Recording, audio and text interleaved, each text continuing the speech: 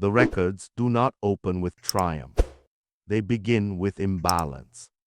In the autumn of 1177, the kingdom of Jerusalem stood exposed. Its ruler, Baldwin IV, was not yet 20. His body bore the marks of an illness that reduced sensation and strength, a condition noted quietly in court documents and foreign correspondence but rarely spoken aloud. The kingdom itself was smaller still, thinly held territory pressed between rival powers, dependent on seasonal levies, fractured loyalties, and the fragile promise of reinforcement that often arrived too late. Across the frontier moved an institution that had learned patience. Saladin's command did not rush. It advanced in layers: administration, supply, scouts, envoys. Chroniclers describe an army not as a single mass but as a system. Cavalry drawn from Egypt and Syria, infantry levied from settled regions, logistics overseen by officers whose names rarely survive. Numbers followed structure. Structure followed certainty. 26,000 is not a boast in the sources. It is an accounting. The objective was not a battle. It was pressure. Raids along the coast, seizures of crops, disruption of roads. The kind of campaign designed to force submission without spectacle. Jerusalem, with its limited manpower and fractured nobility, was expected to withdraw inward and wait. Instead, it moved. Baldwin did not summon a full host. There was no time and perhaps no confidence that one would answer. What he gathered was smaller, more rigidly defined, mounted knights bound by oath, accompanied by a limited force of infantry. Estimates vary, but the core, those whose presence mattered, numbered around 500. This was not an army designed for endurance. It was not prepared for siege or prolonged engagement. Its strength lay in cohesion and speed, qualities recorded repeatedly in Latin charters and later Arabic reflections. The knights were drawn from a single institutional culture, feudal, religious, hierarchical. They answered upward, not laterally. Orders flowed one way. The choice to move was not dramatic in the moment. There are no accounts of speeches, no vivid descriptions of banners raised in defiance. The decision appears in retrospect as a line crossed quietly. Baldwin left Ascalon and rode southwest toward a force that had not yet fully consolidated. Montgisard was not a city. It was not a fortress. It was a low rise near the coastal plain, known primarily as a point of passage. There were no walls to claim, no gates to break. Only terrain, uneven ground, open fields, and the limits of visibility imposed by dust and distance. This mattered. Saladin's forces were dispersed. The campaign assumed no immediate threat. Supply trains and detachments moved independently, confident in the margin of numbers.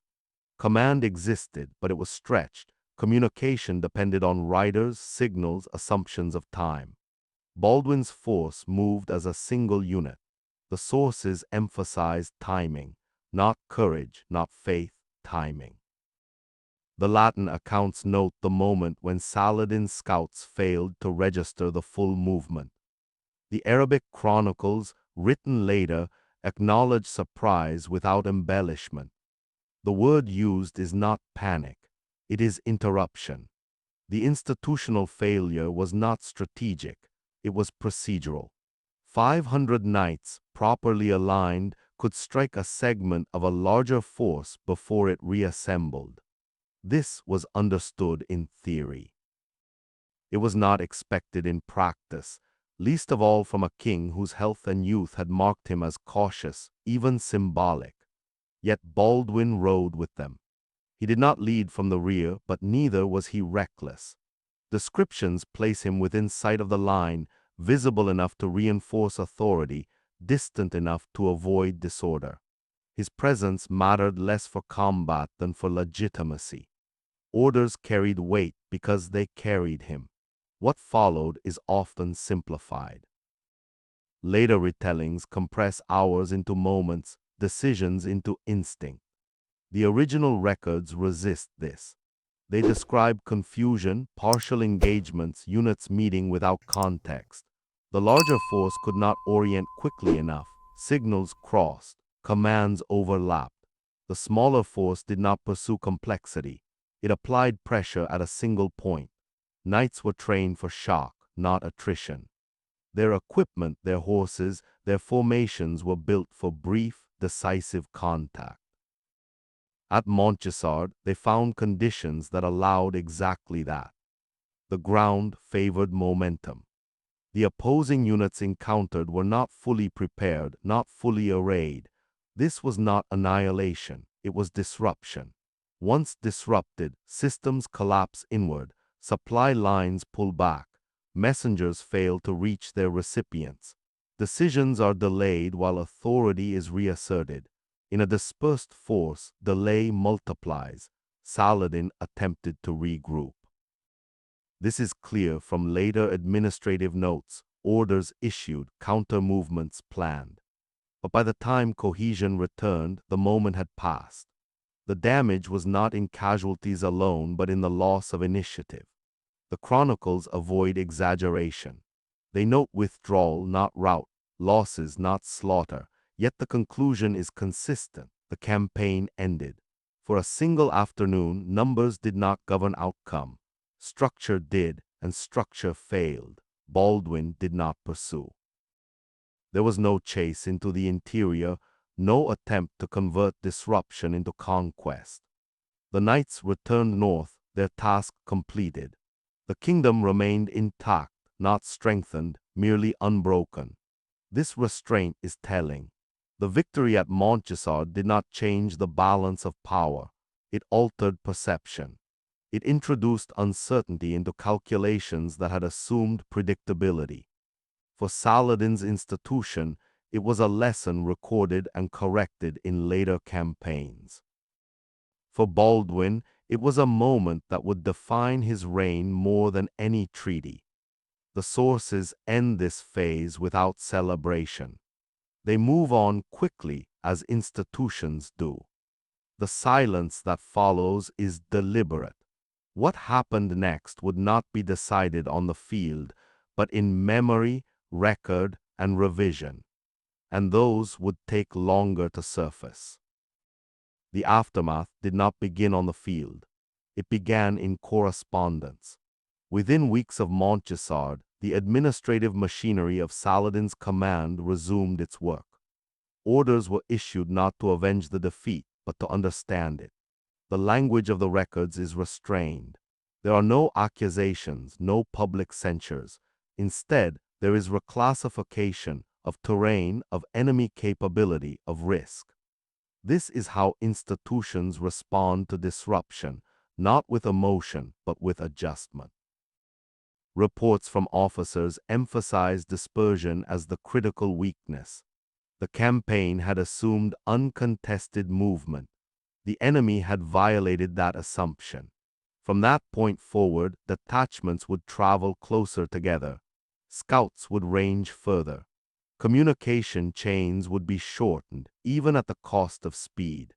The lesson was absorbed quietly. In Jerusalem, the response was different. There was no comparable system capable of long-term correction. The kingdom's structure was personal, not bureaucratic. Its authority rested on presence, oath, and reputation. Montgisard elevated Baldwin's standing, but it did not create new mechanisms of power. There were no reforms to levy systems, no expansion of manpower, no consolidation of fractured nobles. Victory was recorded, then spent. Charters issued after the battle show a brief surge in confidence. Donations increased. Titles were reaffirmed.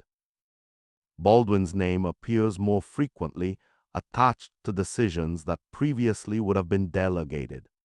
The king's authority temporarily had weight beyond ceremony. But weight fades without reinforcement. Baldwin's condition worsened. This is noted sparingly, but consistently. Sensation in his extremities diminished. He required assistance to mount. The same body that had symbolized resilience at Montgisard began to represent limitation. In a kingdom where leadership was visible and physical, this mattered. Saladin understood this. Later campaigns avoided unnecessary engagement. Pressure returned, measured and methodical. Roads were targeted again. Resources were drained. The intention was not to provoke another Montgisard, but to ensure it could not happen again. The institution learned to deny opportunity. Montgisard, in retrospect, appears as an anomaly, a failure of alignment rather than a reversal of dominance. Saladin's forces were not defeated in principle. They were interrupted in process. Once the process was corrected, the imbalance reasserted itself. The Latin chroniclers sensed this. Their tone shifts in the years following. Triumph gives way to vigilance. Victory becomes memory rather than strategy. Montgisard is invoked as proof of divine favor, not military advantage, a sign that the material balance could not be sustained. This reframing served a purpose. By moving the victory into the realm of meaning rather than mechanics, it was preserved from contradiction. It could not be repeated, but it could be remembered. The institutional memory of Jerusalem relied on narrative where it lacked capacity. Saladin's memory relied on documentation. The contrast is stark. On one side, a victory that required belief to endure. On the other, a defeat that required correction to be erased. Baldwin continued to rule, but increasingly through proxies. Councils gained influence. Decisions slowed. The same cohesion that had allowed 500 knights to act as one became harder to maintain in governance. Authority fragmented along lines of succession and survival. Saladin waited. He did not rush to overturn Montgisard in spectacle. Instead, he allowed it to recede. Each year without repetition diminished its significance. Each successful campaign elsewhere reinforced the underlying balance. By the time pressure returned in force, the conditions that had enabled Baldwin's decision no longer existed. The king could not ride as before. The knights could not assemble as quickly. The margin for surprise had narrowed. Montgisard remained on the record, but it no longer governed expectations. Institutions do not fear isolated failure. They fear patterns. Once Montgisard was contained as singular, it ceased to threaten the system. What mattered was continuity, and continuity resumed. The final correction was not military. It was temporal. Baldwin's reign would end without consolidation. His successors would inherit the memory of Montgisard without the capacity to replicate it. Saladin's command would continue adapting and expanding until the imbalance reached a point where correction required no urgency. The field where numbers failed would not be revisited. It had served its function. What remained was silence, punctuated by chroniclers who continued to write as if the afternoon had altered history, even as history moved elsewhere. And in that silence, Montgisard began to change, not in fact, but in form. Montgisard does not conclude with consequence. It dissolves. In the records that follow, the battle appears less frequently. When it does, it is framed carefully, never as a turning point, never as a precedent. It becomes an exception, a moment sealed off from the surrounding years. Institutions do this when an event resists integration. They preserve it without allowing it to instruct. Baldwin IV's health continued to decline. By the early 1180s, his capacity to govern directly had diminished to ceremony and consent. Regents acted in his name. Councils debated succession. Authority, once concentrated for an afternoon, dispersed again into competing interests.